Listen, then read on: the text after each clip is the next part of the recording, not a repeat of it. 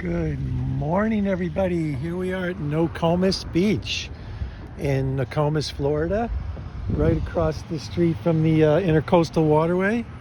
And there you can see the signage on the concrete. Nokomis Beach, as the locals call it, Nokomis. And we're just down the street from the North Jetty. And yeah, like I said, it's just over the drawbridge from the Intercoastal Waterway. Right over there. And yes, that drawbridge does work. Most of them here in Florida do. So the boats can go up and down the Intercoastal.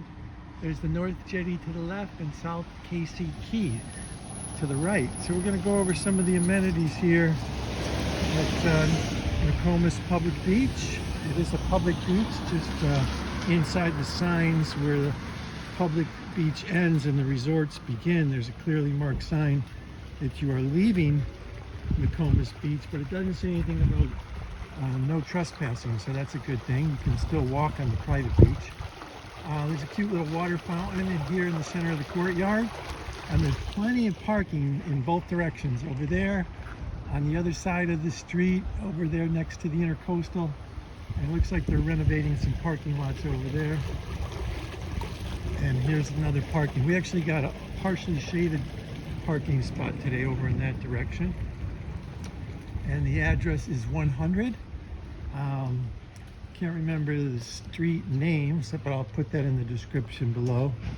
And here's a little bit of history about the Nokomis Beach Pavilion, 1954. This property recognized by the Sarasota County Register of Historic Places.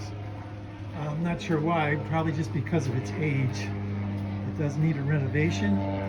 However, it does have all the basic amenities, including restrooms, like I said, parking. There is plenty of boardwalk, walking access to the beach.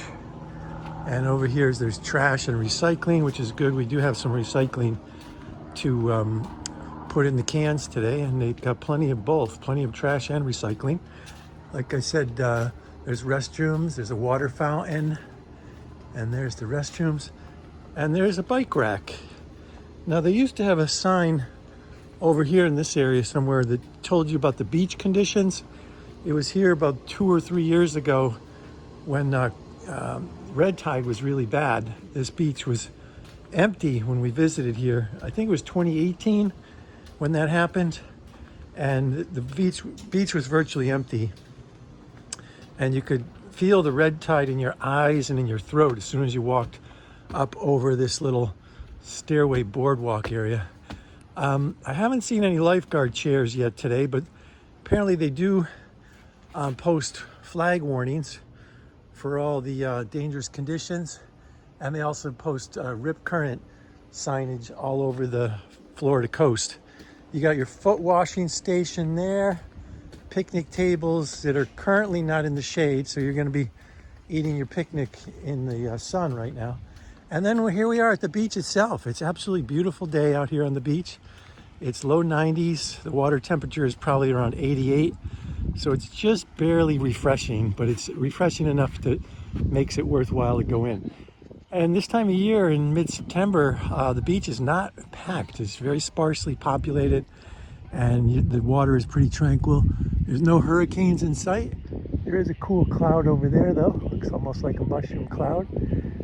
No hurricanes in sight on this coast of Florida or anywhere on the coast of the U.S. at this time, even though we're actually at the very peak of hurricane season 2022. Early to mid-September is the absolute peak of hurricane season. I only think there's been like 4 or maybe 5 at the most named storms this season. It's been a very quiet hurricane season. In fact, I read somewhere the quietest hurricane season in over 25 years. So that's good news for us here on the beach. Oh, here's a little bit more signage. You can scan that QR code if you want to find out more about our Gulf environment.scgov.net. And we did see one ATV with sea turtle rescue go by while we were here. They got the buckets and the yellow stakes to put in the ground and mark sea turtle nests. This is also peak season for sea turtle nesting and hatching.